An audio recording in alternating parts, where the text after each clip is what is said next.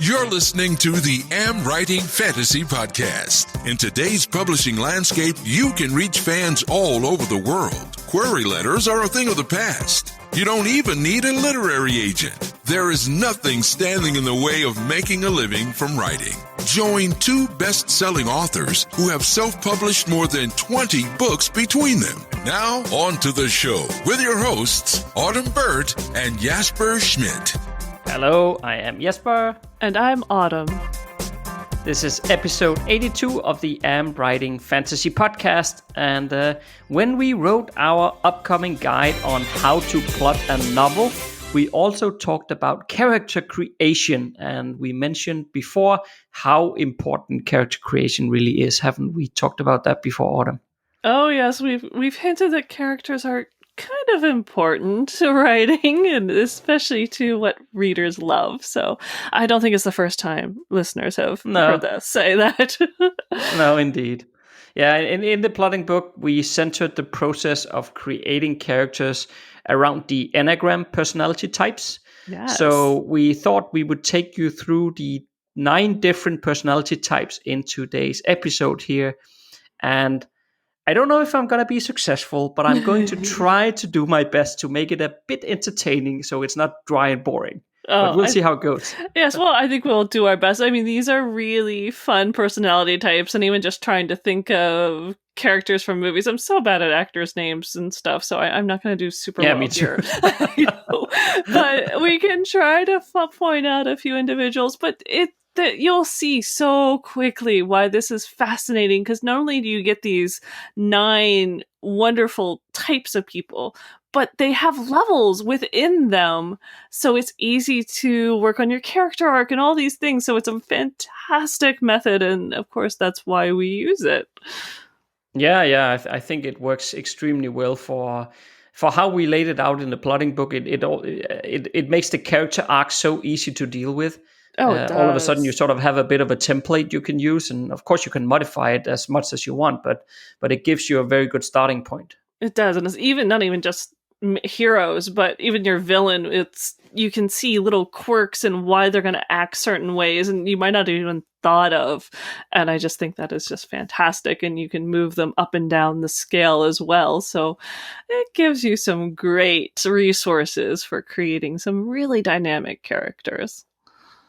Yeah, but before we get that far, is all well on your end then, Autumn? How are things? It is good. Of course, we're recording this like way early because we're getting ahead for the summer. But where we're sitting currently in June, we're actually I'm in Vermont, and it has actually been a really dry spring. The stream is dried up. We haven't had a significant rain, like over a half an inch, in a month and a half. So I'm really hoping we get some rain soon. But I do think it's funny. I have a garden going, and my mom and my dad are both master gardeners. They're amazing gardeners, and I've always admired my mom's green thumb. But for once, oh my gosh, my garden looks so good. I've had so many people come up to me and like, wow, what are you doing? And I'm like, watering it. I fertilize once every 7 days because I'm basically growing stuff in gravel. When I did the soil test, it basically said, congratulations, you have gravel, no organic matter, no nitrogen, no phosphorus, no potassium.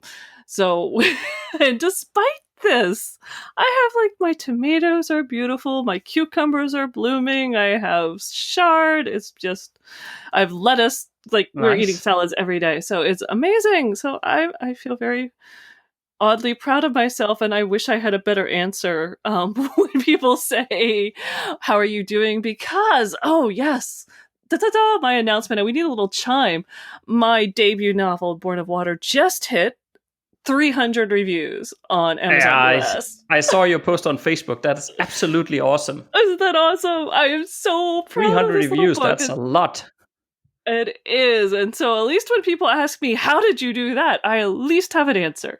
If you ask me how I'm managing to grow stuff, oh, well, I think maybe my mother's green thumb rubbed off on me. Otherwise, I'm watering every day and feeding them once a week.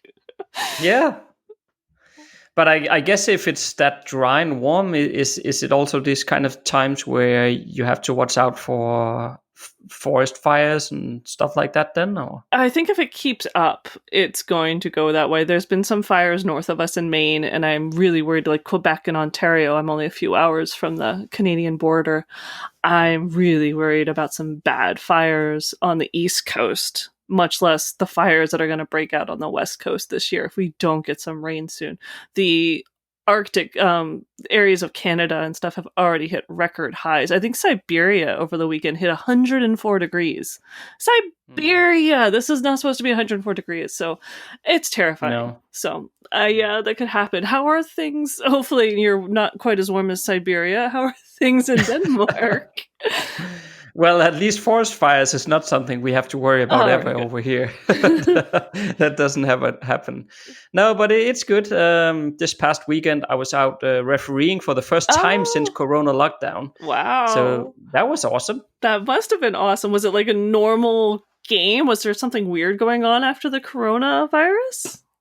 Well, it was, more or less a normal game. I mean, there are, when you're doing the fair play, hello thingy, normally you do before, everybody normally, as the match starts, every player says, good match, have a good match to the referee and also to the opposing team. Oh, cool. And obviously we can't shake hands. So basically we just sort of walk past each other and say it rather than shaking hands. So that part is a bit different.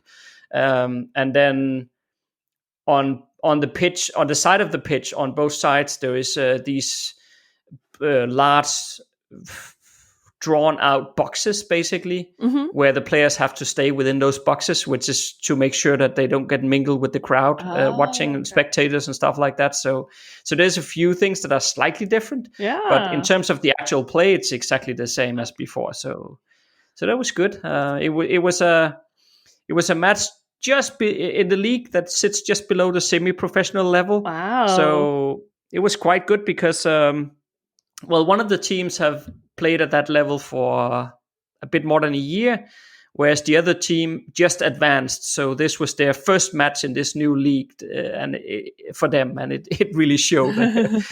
Within 45 seconds, it was 1-0. So it was goodness. So it was like, welcome to the big boys league. It was like that, right? Wow. So they got beat 3-0. So it was pretty.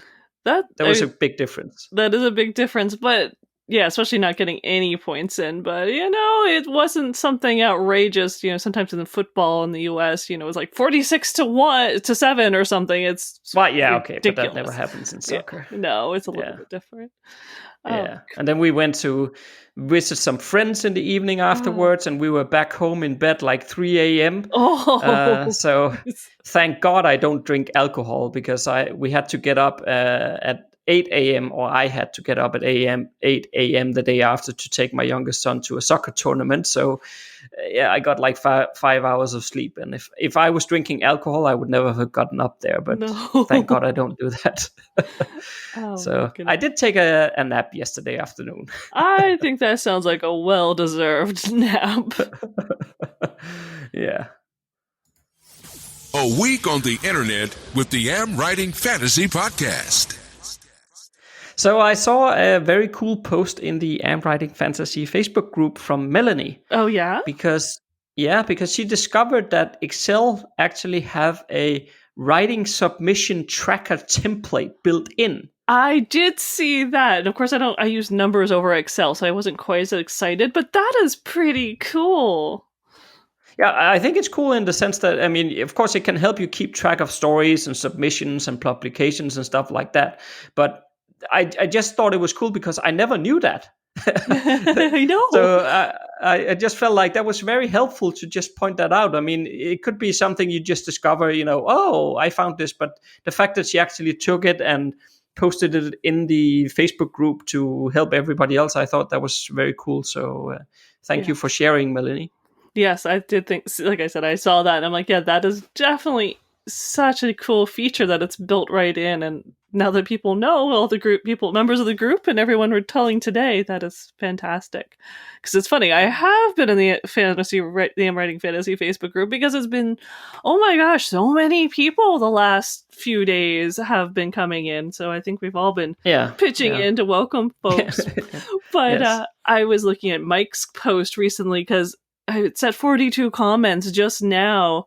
And he was asking about anyone with main characters that are dysfunctional or disabled or autistic, anxiety, OCD, something like that. And man, I know there was one comment in there that listed like boom, boom, boom, boom, boom, everything from Game of Thrones to some of the classics where there were characters that met those qualifications. I was like, darn, man, this guy knows who has read a lot of books and could just organize it very quickly. But it is fantastic to see some of the questions out there. And like I said, 42 comments, and they're still coming in on characters that have some kind of disability or dysfunction.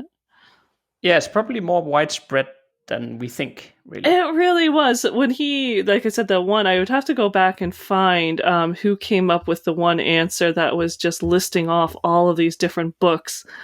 There were ones I had read that I hadn't thought of it. I just didn't come to mind when it was asked. So I was like, wow, that is just fantastic. Yeah. So if you haven't joined us yet, just search for AmWritingFantasy in the group section of Facebook, and you will find us. Yes, and that one poor person. And on to today's topic. You beat me, but yes, there was somebody who actually messaged me on Facebook on how to join. So you can do that, and I'm sorry if it takes me a while to get back to you because sometimes Facebook hides my messages. I'm sorry. Yeah. All right. So now we're on to today. So on to today's topic. Yeah.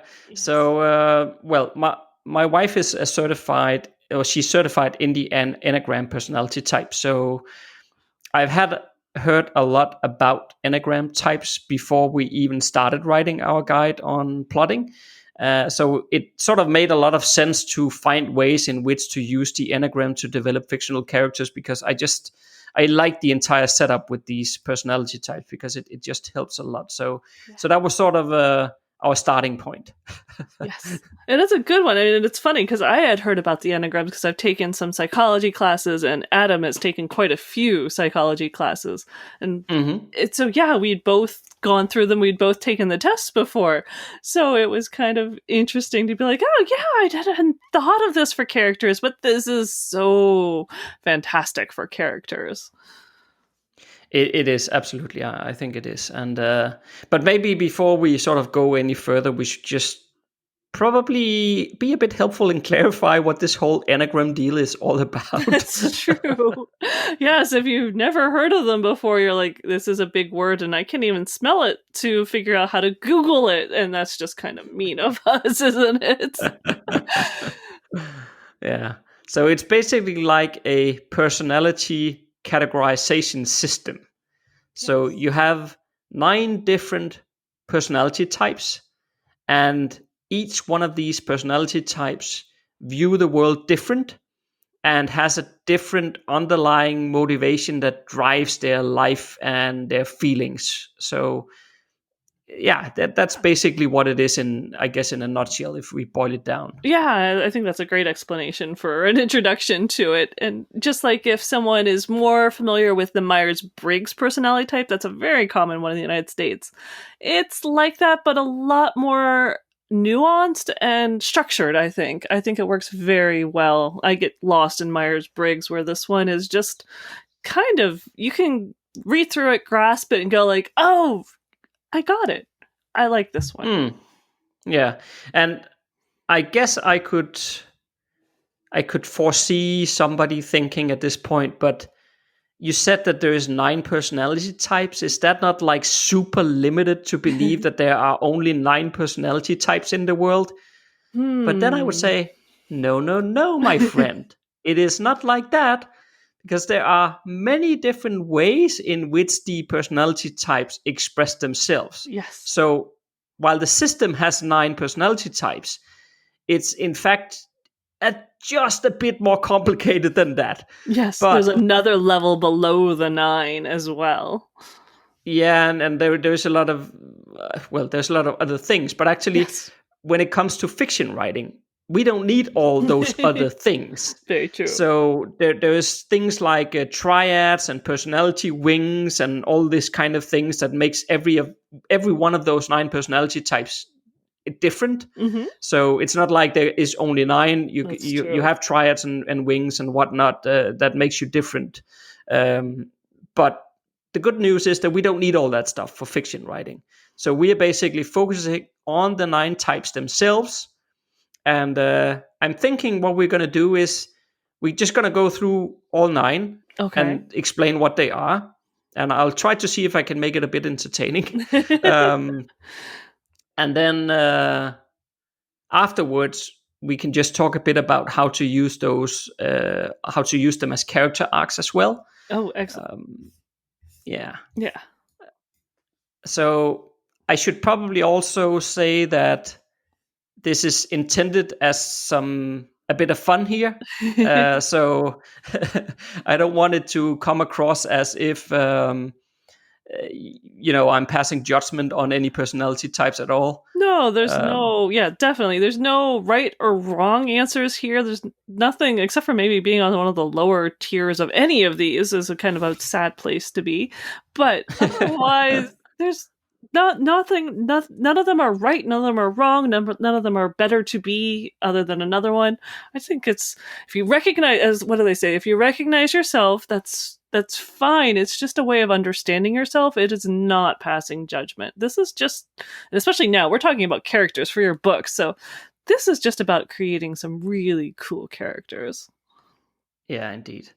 So there is also none of these are better than the others. So they all have their own strengths and weaknesses built in. So if you know something about the Enneagram and you think I'm stereotyping a bit too much or making too much fun of something, just know that that's not the intention here. Yeah. I'm just trying to make it a bit entertaining instead of reading out very dry personality type information, because I think that would be, on the flip side, pretty boring. So I do run the risk here of maybe offending somebody who feel like I'm passing judgment, but just know that I'm not. All right. That is fair enough. So hopefully that disclaimer is out of the way here, so we can get started. All right. And I think maybe as we go through this, perhaps we can think about which personality type you and I think we are, Autumn, and then afterwards we could just talk about that as well. Sure. I don't think we've ever talked about that before, to be honest. I pulled out my old Enneagram. It's not that old test to see which one I was. And it is funny because I almost had a triple tie. So I guess I am just complicated, but we could talk about that at the end.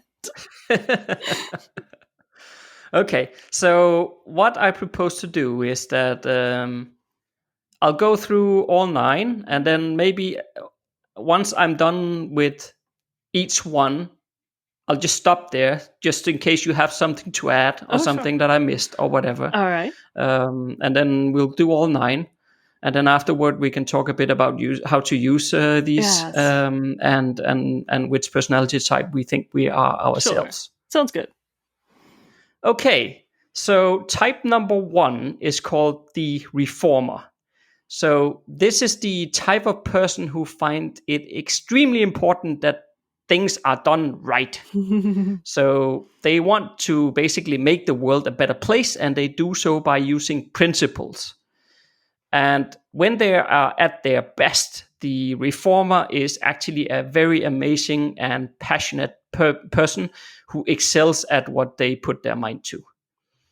But do you know the kind of person who can get extremely fixated on a very, very small, tiny detail? Oh, gee, didn't we just talk about that? I don't think I'm legally allowed to say. Indeed, yes, we did. But I can say Bridezilla. I saw a bride who's getting ready for her wedding it starts worrying about, the arrangements and the colors, and if you're off the shoulder dress versus on the shoulder, and whether or not you wore a necklace. And yeah, that's a total reformer type on the downside, the bad side. But I mean, at the good side, this is someone who could go change the world. I mean, we could possibly look at some really big climate change activists. They might be reformer types, maybe. Yeah. So when they're at the bad side, they have a tendency to focus on small details that really doesn't matter that much. They can be super obsessive about it and just cannot seem to relax. They can be like, if there's a picture hanging there and it's slightly crooked, they can get completely hung up on why it's crooked and it should be straightened. Or they could be like, let's say they come over to your house and they just park their car and they ring on the doorbell and you open the door and then they say something like, I just couldn't help to notice as I entered here, and I don't mean this the wrong way, but your car is quite dirty. Oh. You should probably clean it, but don't use regular soap water. I found this environmental and specialized product that everyone should use. Honestly, I don't understand why you wouldn't use it. It's 3 times as expensive, but you'll make the world a better place if you use it. So you can see that. Yeah. So, and then the person would probably also go like, here, I'll just text you an image of the product so you can go and buy it. Exactly. I think I know a couple of these. Yeah, this can be type number 1. So they have a tendency, as I said before, right? They view the world, or they use principles to maneuver the world and try to make the world a better place. So they mean well by it, but they do see the world very black or white. There is either right or there is wrong. There's very little in between for them. Sounds fair. And yeah, I definitely can point out a few of those folks in the world, but yeah, I know they mean well at heart. They just might get a little tied up sometimes on the banalities of it. Yeah. So that was type number 1. Anything more to add on that? No, I think that covered it very well. Okay. So let's move on to type number 2, which is called the helper. And as it says in the title there, this person is someone who goes out of their way to help others. So when the helper is at their best, they are extremely generous and they care a lot for other people. At their worst, well, that's a different matter. So this person then at their worst just doesn't know when to say no to others. They can be like neck deep in a million tasks. And then when their significant other comes home from work and asks if the helper will cook dinner, he or she will be like, oh, yeah, of course I will. Of course, I'll get right on that. And while the person is probably juggling laundry, cleaning, and work and some sort of work assignment for their day job at the same time, they will still want to get right on that cooking of dinner.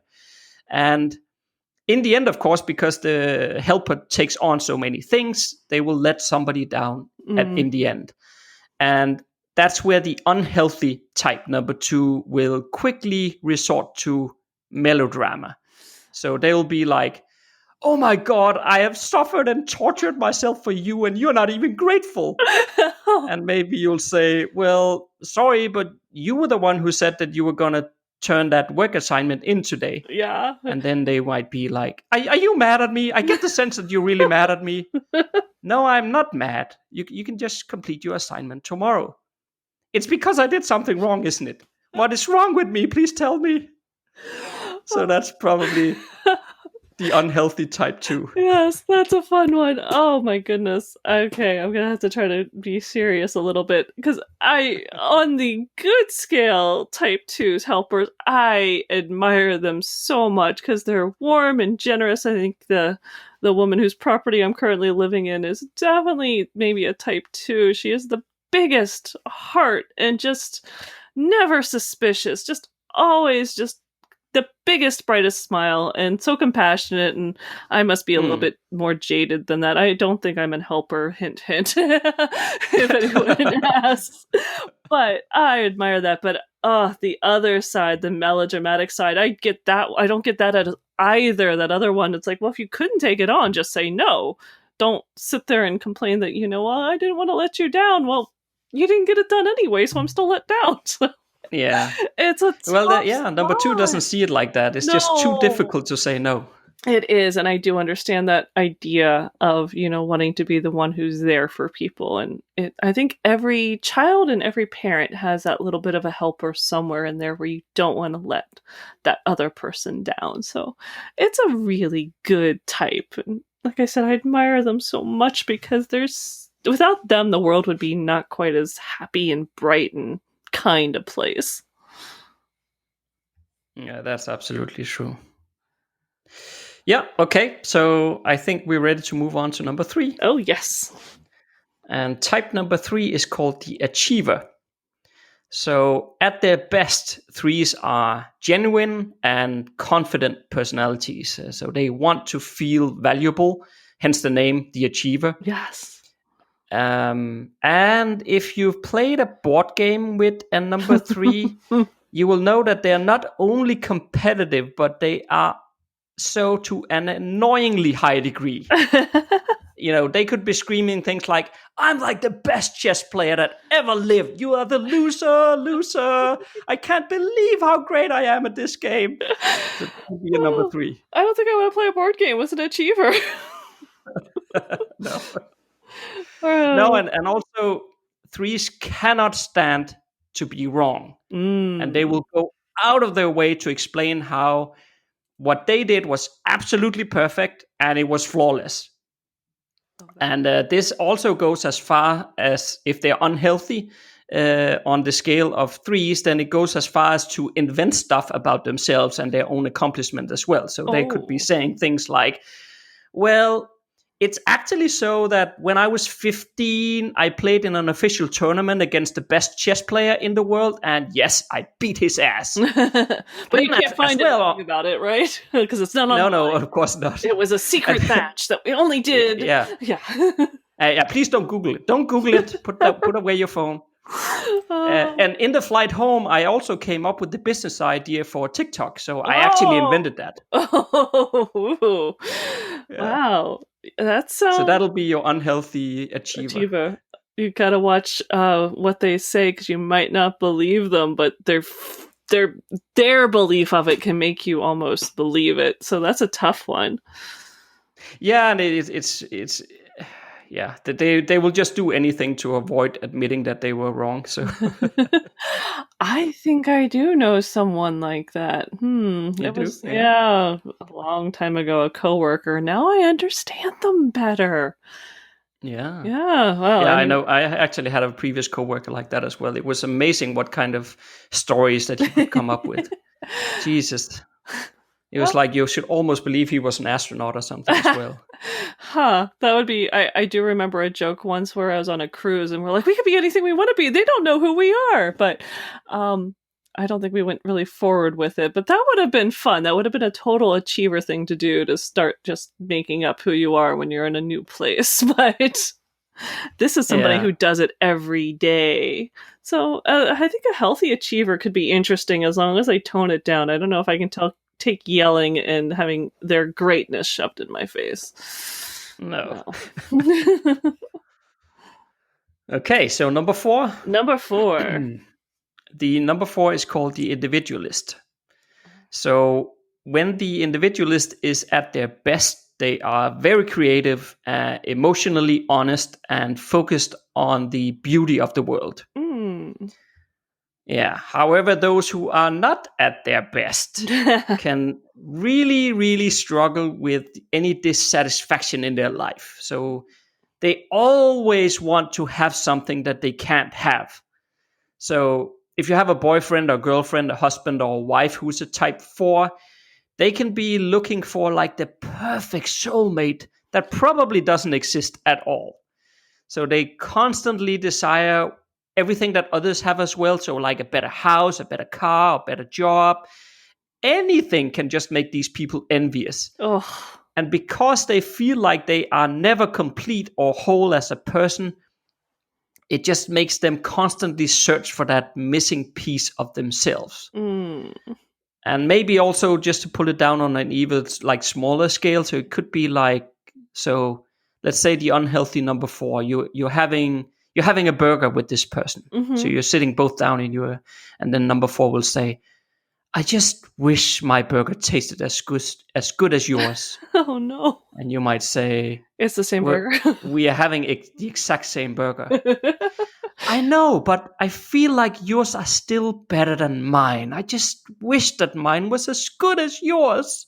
And I would be like, okay, let's switch. And they'd be like, no, mine was better, right? Yeah. Then they would be like, no, I don't want yours. I just wish mine was as good as yours. Oh, no. Yeah. Oh, you make the high level, the one that's well functioning, creative, and it sounds so beautiful. Like I would like to be this creative and inspiring person that just, wants to express myself, inspires others to do the same thing.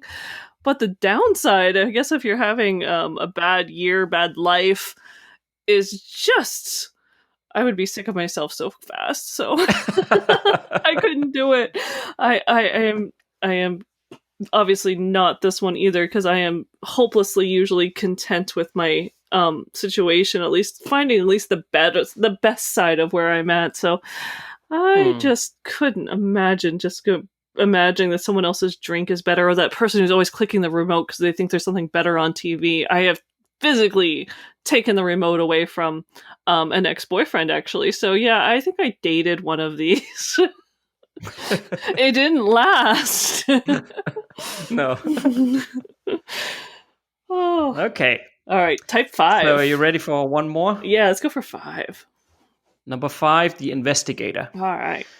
So at their best, type 5s are insightful, curious, and very perceptive. So because of their ability to research and understand rather complex matters, they also have the ability to see the world in innovative new ways. The downside is that the Investigator hates feeling useless. So they often struggle with anything that makes them feel incompetent. Oh. So if there's a topic that comes up that they don't really know that much about, then the Investigator will be the one who rushes home, buys 15 books on the topic from Amazon, watches 35 YouTube videos, and they just absorb it all. Because God forbid that there's anything that the type 5 doesn't know. Is that like that meme where you see the ones like, when did you become a brain surgeon? And the author's like, last night. Yes. That's an Investigator. Awesome. Yeah, indeed. But of course, because of all of this, then for type number 5, life can also feel really demanding. And type 5 often don't believe themselves that they have the needed energy to deal with everything that is thrown at them. Because every time they face something they don't know, they need to know it. So they struggle with energies. And as a result, they often socially detach themselves. And also because of all the things that they know, they also know the stuff that they don't know. So they research even more because of that. They see that gap. Yeah, they see the gap, and they don't focus on all the stuff that they do know. Instead, they basically start doubting themselves a lot. Because the more they read, the more they become aware that there's other stuff that they don't know. So they will start doubting themselves even more. So it can become a very vicious cycle for them. Oh, that's horrible. That does sound like a really tough one. So on the upside, they're innovative and alert and perceptive, and they can create some just problem solve. I could imagine this is just a great problem solver. They see the world differently. Whereas we joke, my husband and I, he doesn't see outside the box. He doesn't even see the box. So I definitely think he goes to the Investigator side. There's no box for him. He's just in another universe from the box. Yeah. And he sees solutions that it's just like, actually there was a movie. It was a Cinderella movie, and it had Da Vinci in it for some reason, which is why I remember it, because I loved Leonardo da Vinci. I was born on the same day. So he's one of my heroes, and he comes up and he gets Cinderella out of a locked door by taking off the hinges. And they're like, oh my gosh, you're amazing. You're a miracle. You figured out how to open this locked door. And he's like, yes, I will go down in history for opening a door. But again, it is because everyone else was looking at the lock. He looks at the other side and he takes off the hinges. That's an Investigator. Indeed, yes. Okay, so we're up to number 6. Yes. Are you ready for this one? I am ready for this one. Okay, so number 6 is the Loyalist. So this person is funny, compassionate, very reliable. So at their best, they are faithful and self-sacrificing. It's a very productive person who looks towards the common good.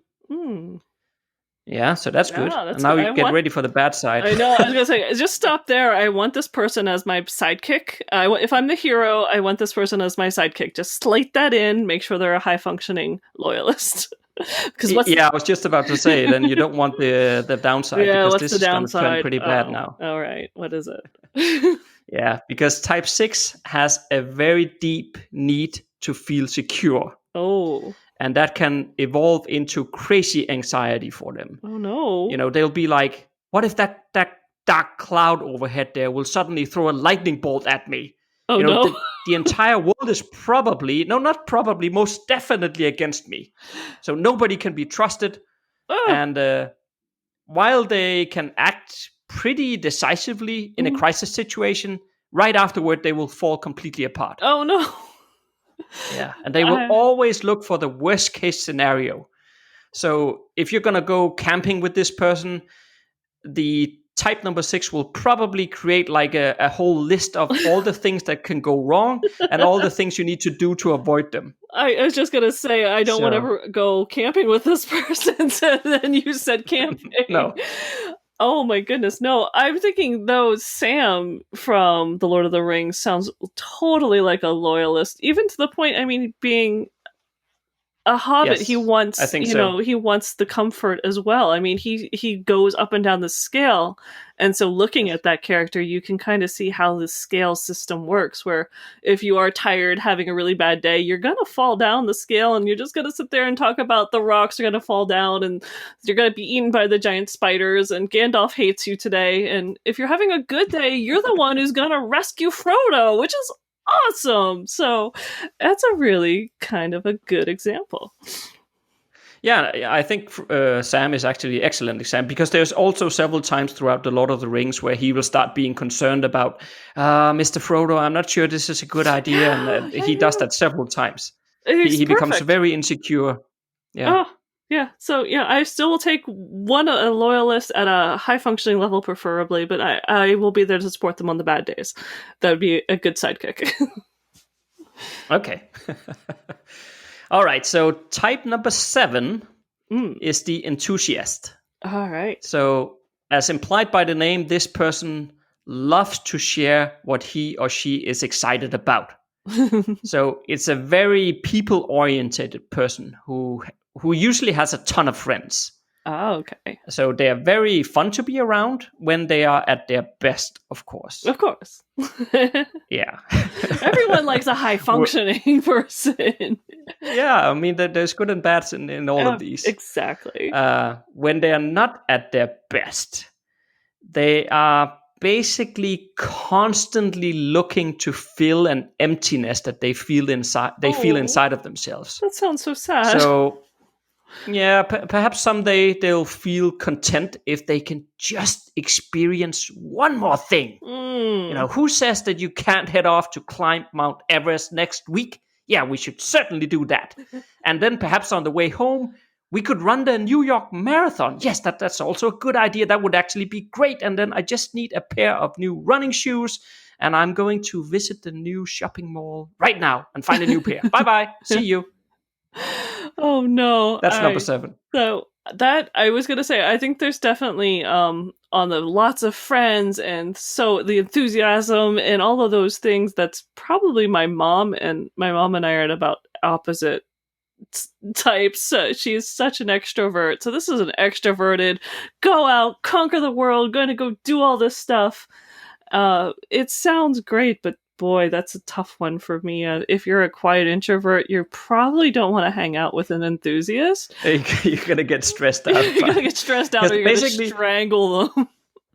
Yeah, I mean, basically the enthusiast is always looking for something else to do. Yeah. Always. They just can't settle down and relax for just a bit, you know. They always have to do something. And they get bored very fast. And also, as you can imagine, 7s have a problem finishing anything because they basically just jump from one thing to the next all the time. Oh, that's a good point. So, yeah. Oh, yeah. So I think they would be an interesting character to throw into a book, but I think on a personal level, I would only be able to take small doses. Yeah. Yeah. If you're with them for one evening or something, it's probably going to be very entertaining. But It'll living be with one them of might the be most different. exciting evenings of the year for me, because after that I'll be in a cave. Yeah. Okay, so type number 8, we're All almost right. to the end Almost, now. yeah. So type number 8 is the challenger. So 8s are, when they are at their best, they are amazing friends and partners. So they can both assume a leader role, but they can also follow. Oh, So they are wonderful. very, very resourceful people. When they are not at their best, it's an entirely different matter, Oh, though. no. Yeah. So 8s just hate to be controlled by others. Oh, And as a result, they tend to dominate their environment. okay. So this is the only way that the 8 believe that no one will be able to harm them, is basically by dominating. Oh, that's interesting. So if things goes wrong, Uh-huh. it's of course never number 8's fault. So the 8 will see him or herself as a pure and very, very honest person. So because of that, it is inconceivable that such a person could have any kind of negative effect on others, right? Right.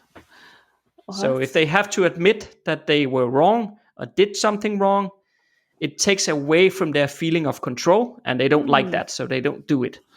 So let's say that number 8 forgot to do the dishes. Ooh. And you might ask, did you do the dishes? And number 8 will say, what? No? But we agreed that you would do that while I did the grocery shopping. I don't think I was part of that planning. Oh. Well, we sat right here at this table and agreed it. Was that when I was reading emails on my tablet? Yeah, exactly. So you do remember it. You shouldn't make agreements with me when I'm not paying attention. Oh, You need to no. talk to me at the right times. Oh, that's definitely So controlling. Yeah, and it's not number 8's fault, of course. Of course He or she has absolutely nothing to do with the fact that he or she didn't do the dishes. Yeah, that's It's because, of course, the other person's fault that they made the arrangement or agreement in a wrong time. That could be, I could see definitely the bad side. This is someone who is controlling and could definitely be abusive to those around them as they force other, because it's always someone else's problem, always someone else's mistake that impinged on them.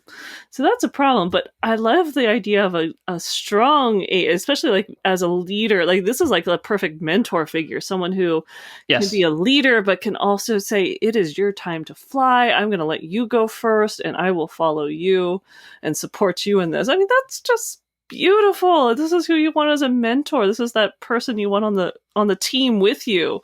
But as long as they're on a good day, not a bad day, otherwise they might be telling you it's your fault that they just led you into the dragon's lair. Which would be actually a really good comedic moment if you want to write that one out. But oh my god, yes. So one more. Type number 9. Number 9. The Peacemaker. So the healthy number 9 is very, very flexible and probably one of the best people in the world to sit down with for a heartfelt conversation. Oh, that sounds nice. Yeah. So the Peacemaker wants to feel like their presence matters. Mm-hmm. And that's why they are natural born mediators and they always search for peace and stability.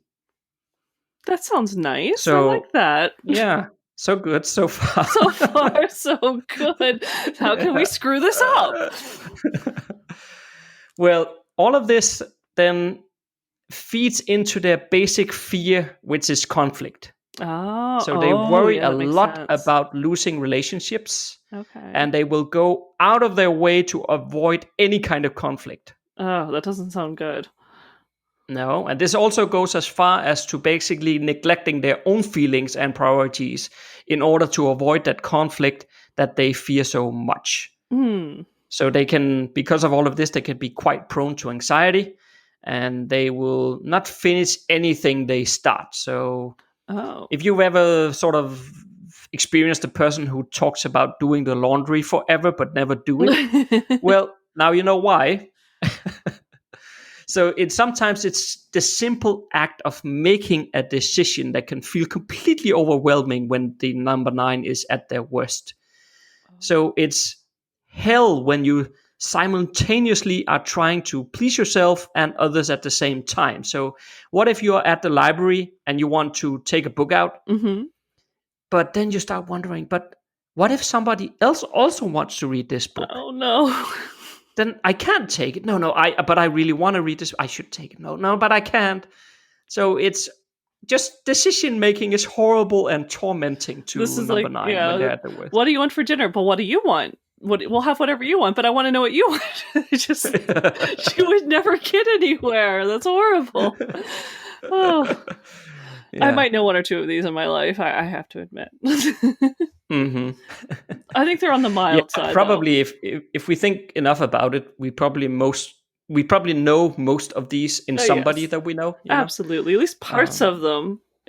Of course, throughout my 9 examples here, I'm also exaggerating and put it sort of on edge, right, on purpose. But I think it shows quite well how they are all very different. They are. And I think that when it comes down to it, for choosing one as a character in a novel, you do have to kind of push it and emphasize it. I mean, that's sort of all of writing, fantasy and fiction writing. It's all ramped up a little bit. It's not real life. You're kind of pushing everyone to their limits constantly. So I think that's fair. I think our examples are very fair. Right. So did any of these sort of stick out to you? Do you know which one you are? Well, I know, and it's funny because I do see, like I mentioned, when I took the test, I ranked almost all of mine are within points of each other. It's like 1 point difference for the top 4. And I don't know if that's common, but they basically had said, you're probably one of these 3. So I thought that was funny. And I do on certain days, and depending on, because I am left brain, right brained. So I am creative, but I'm also scientific at the same time. So I'm organized as well as chaos. So I do, depending on if I'm currently, if I'm working on formatting, I'm definitely more one way. And if I'm doing something far more creative, like drawing, I'm more the other way. But my top one, which surprises me looking at it now, because I think I must have taken this when I was formatting something, was an Achiever, was my top one. And it was Achiever, Investigator were tied, and then I was also a Peacemaker. So I think those are valid, but I think I stream between all 3 of them, possibly daily, but definitely weekly. But yes, there are definitely times I see a little bit of myself in a lot of them. Well, yeah, that's also, I mean, again, we don't need to get into for fictional writing about wings and whatnot, but it's quite normal that if you take the test that depending on the situation you're in right now, you might be sort of etching more to one of your wings rather than the one you actually are. So it depends on the situation you are in when you're taking the tests as well. Absolutely. Like I said, your mindset, there's so many things that could be going on in your life and could be pushing you one way or another, and you're relying on one of those other traits that you have instead of, you'd probably have to take it a few times and see which one kind of keeps popping up towards the top. Yeah, I mean, in the Enneagram, the idea is that you are one of these. You are not several of them, but you can sort of borrow from one or the other at times, depending on which life situation you were in. And some of them borrow more from others than others do. So, but so that's the idea. And I think a large portion of it that you can take the test to try to figure out which one you are, but a lot of it is also just about reading about the personality types and sort of feel within yourself which one do you feel most aligned with. Yes. That will usually give you the best answer, I think so too. And you'll see aspects of, like you said, with the wings and other things. I would say, because I like the Peacemaker one, but I am far more decisive, so I know that's definitely lower on the list. So the Investigator or maybe the Achiever are probably pretty legit for me. How about you? What do you think you are? I'm number 8. You are? Yeah. A Challenger. Isn't that what it was?